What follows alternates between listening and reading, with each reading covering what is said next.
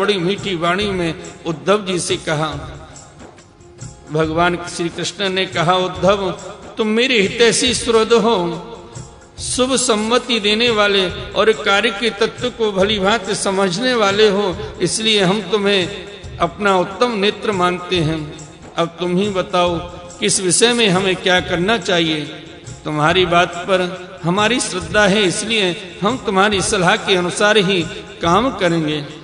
जब उद्धव जी ने देखा कि भगवान श्री कृष्ण सर्वज्ञ होने पर भी अनजान की तरह सलाह पूछ रहे हैं, तब वे उनकी आज्ञा शिरोधार्य करके बोले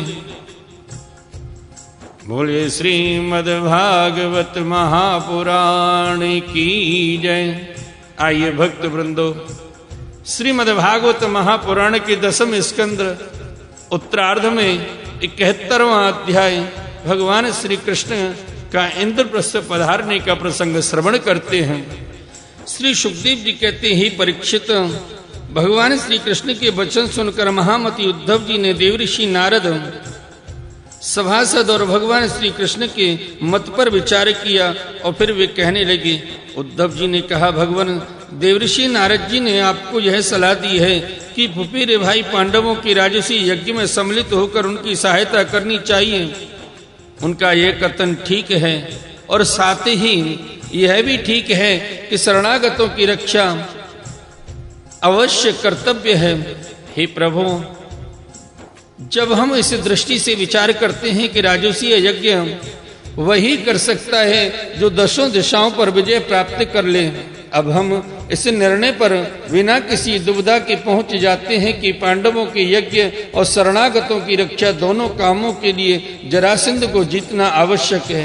हे प्रभु, केवल जरासंध को जीत लेने से ही हमारा महान उद्देश्य सफल हो जाएगा, साथ ही उससे बंदी राजाओं की मुक्ति और उसके कारण आपको श्रेयस की भी प्राप्ति हो जाएगी। राजा जरासंध बड़े बड़े लोगों के भी दांत खट्टे कर देता है, क्योंकि 10,000 हाथियों का बल उसे प्राप्त है। उसे यदि हरा सकते हैं तो केवल भीमसेन, क्योंकि वे भी वैसे ही बली हैं। उसे आमने सामने के युद्ध में एक वीर जीत ले, यही सबसे अच्छा है। 100 अक्षौणी सेना लेकर जब वह युद्ध के लिए खड़ा होगा, उस समय उसे जीतना आसान न होगा। जरासंध बहुत बड़ा ब्राह्मण भक्त है, यदि ब्राह्मण उससे किसी बात की याचना करते हैं तो वह कभी कोरा जवाब नहीं देता। इसीलिए भीमसेन ब्राह्मण के वेश में जाए और उससे युद्ध की भिक्षा मांगे। हे भगवान, इसमें संदेह नहीं कि यदि आपकी उपस्थिति में भीमसेन और जरासंध का द्वंद्व युद्ध हो तो भीमसेन उसे मार डालेंगे। प्रभु, आप सर्वशक्तिमान रूप रहित काल स्वरूप हैं। विश्व की सृष्टि और प्रलय आपकी ही शक्ति से होता है। ब्रह्मा और शंकर तो उसमें निमित्त मात्र हैं, इसी प्रकार जरासंध का वध तो होगा आपकी शक्ति से, भीमसेन केवल उसमें निमित्त मात्र बनेंगे। जब इस प्रकार आप जरासंध का वध कर डालेंगे, तब कैद में पड़े हुए राजाओं की रानियां अपने महलों में आपकी इस विशुद्ध लीला का गान करेंगी।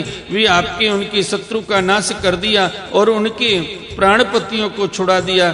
ठीक वैसे ही जैसे गोपियां शंखचूड़ से छुड़ाने की लीला का, आपके शरणागत मुनिगण गजेंद्र और जानकी जी की उद्धार की लीला का, तथा हम लोग आपके माता पिता को कंस के कारागार से छुड़ाने की लीला का गान करते हैं। इसलिए प्रभु, जरासंध का वध स्वयं ही बहुत से प्रयोजन सिद्ध कर देगा।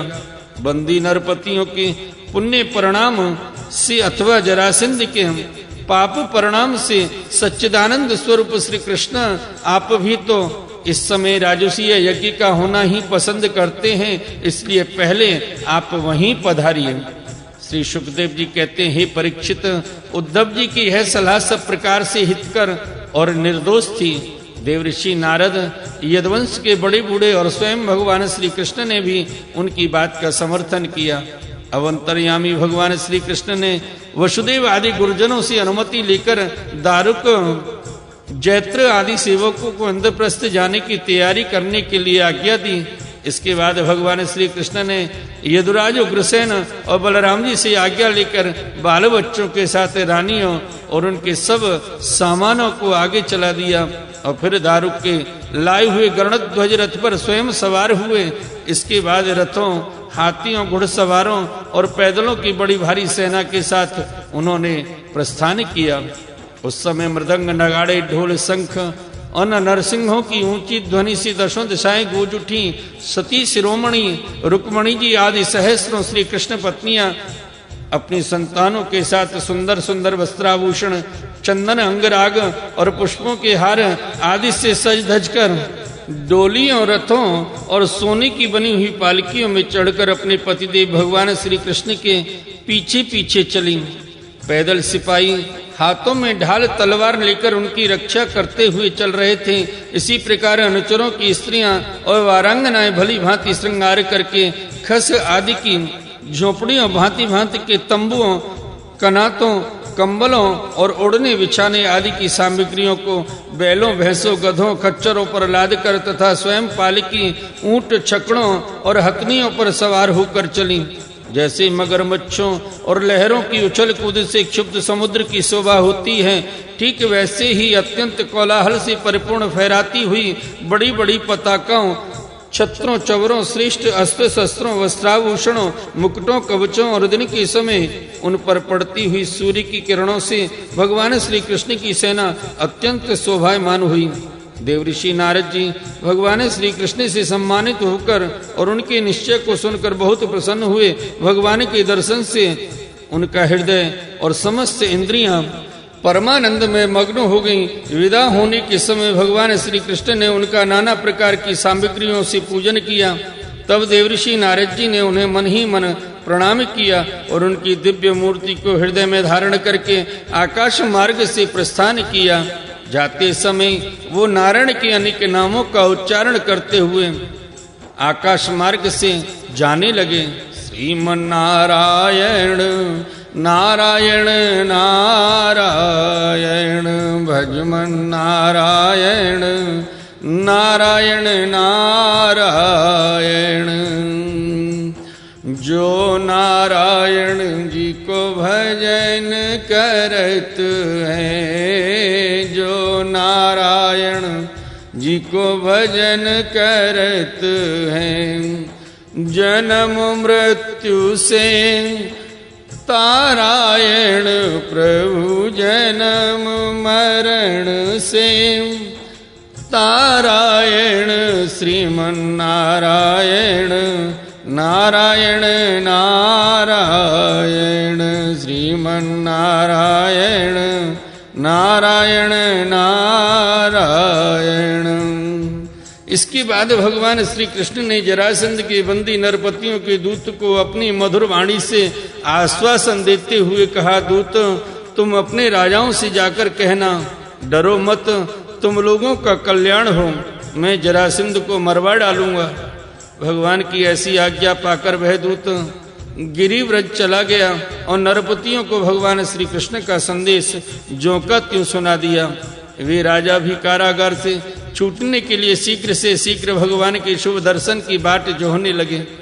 हे परीक्षित, जब भगवान श्री कृष्ण अनर्थ सौवीर मरु कुरुक्षेत्र और उनके बीच पड़ने वाले पर्वत, नदी, नगर, गांव, अहीरों की बस्तियां तथा खानों को पार करते हुए आगे बढ़ने लगे, भगवान मुकुंद मार्ग में दूतद्वती एवं सरस्वती नदी पार करके पांचाल और मत्स्य देशों में होते हुए इंद्रप्रस्थ जा पहुंचे।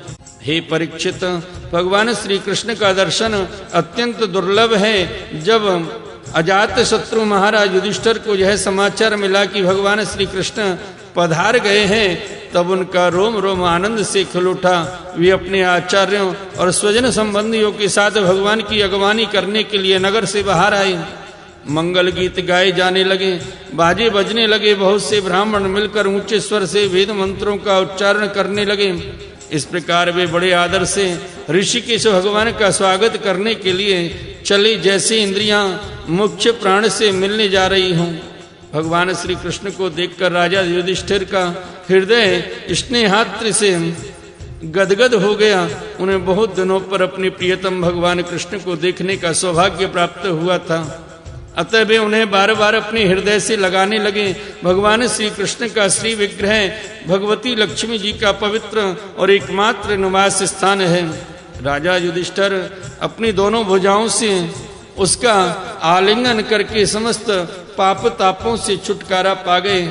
वे सर्वतो भावेन परमानंद के समुद्र में मग्न हो गए। नेत्रों में आंसू छलक आए, अंग अंग पुलकित हो गया। उन्हें इस विश्व प्रपंच के भ्रम का तनिक भी स्मरण न रहा। तदंतर भीमसेन ने मुस्कुराकर अपने ममेरे भाई श्री कृष्ण का आलिंगन किया। इससे उन्हें बड़ा आनंद मिला। उस समय उनके हृदय में इतना प्रेम उमड़ा कि उन्हें वाहे विस्मृति हो गई। नकुल, सहदेव और अर्जुन ने भी अपने परम प्रियतम हितैषी भगवान श्री कृष्ण का बड़े आनंद से आलिंगन प्राप्त किया। उस समय उनके नेत्रों में आंसुओं की बाढ़ सी आ गई। अर्जुन ने पुनः भगवान श्री कृष्ण का आलिंगन किया। नकुल और सहदेव ने अभिवादन किया और स्वयं भगवान श्री कृष्ण ने ब्राह्मण और कुरुवंशी वृद्धों को यथा योग्य नमस्कार किया। कुरु, संजय और के